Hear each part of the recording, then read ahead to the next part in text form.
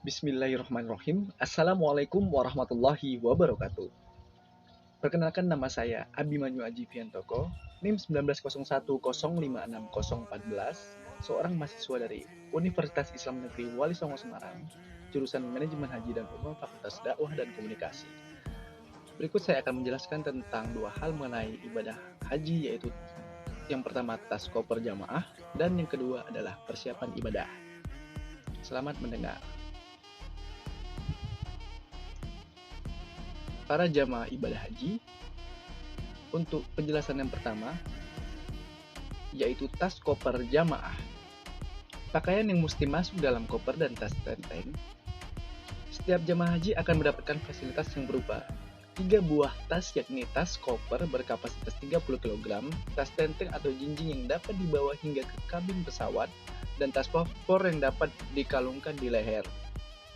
Tak semua keperluan atau pakaian dimasukkan dalam koper, karena akan kenali barang-barang para jamaah sendiri jika para jamaah termasuk dalam haji reguler, yaitu gelombang kedua dengan rute Indonesia Jeddah Mekah.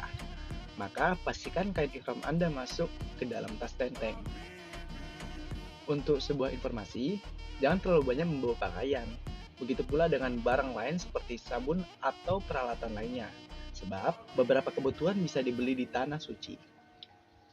Dan hal-hal yang terlarang secara umum adalah membawa cairan di atas 100 mili, benda tajam yang berbahan dasar logam.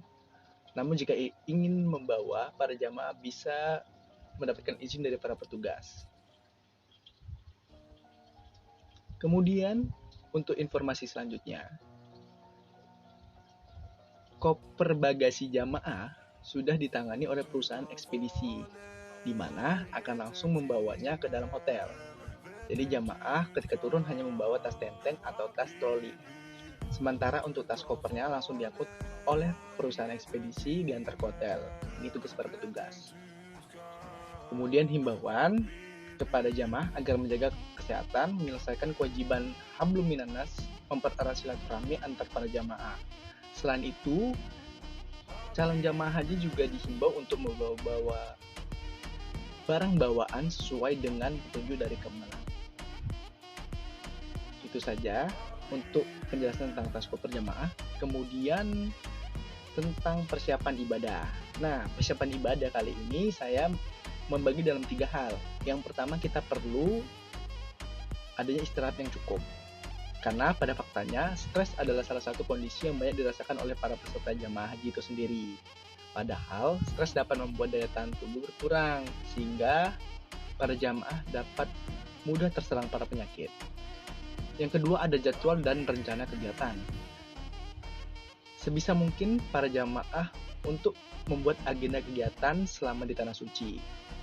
Jangan biarkan perjalanan ibadah Anda terasa hampa tanpa ada kegiatan yang berarti.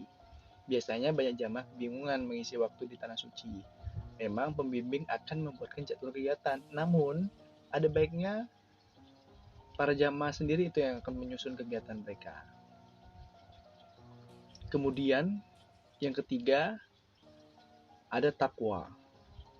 Jika penjelasan sebelumnya itu berkaitan dengan banyaknya persiapan seperti istirahat yang cukup dan jadwal yang direncanakan atau kegiatan-kegiatan yang perlu direncanakan para jamaah, kali ini adalah hal-hal yang bersifat jasmania.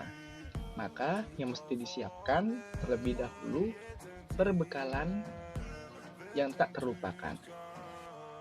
Karena takwa ini bekal yang paling baik, di mana dikisahkan di saat Rasulullah datang pada jamaah haji dari Yaman ketika dia tiba di Makkah justru meminta-minta. Maka Rasulullah ketika itu juga membacakan sebuah ayat, dan berbekallah, sesungguhnya sebaik-baik bekal adalah takwa.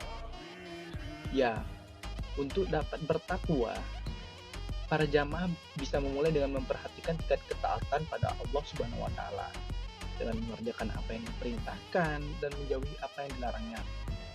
Selain taat, perlu para jamaah juga mengingat akan kesabarannya, sehingga dengan demikian Anda para jamaah mengetahui siapa yang harus ditakuti. Yang mesti Anda persiapkan untuk dapat bertakwa adalah menjauhi dosa. Sekian, wassalamualaikum warahmatullahi wabarakatuh.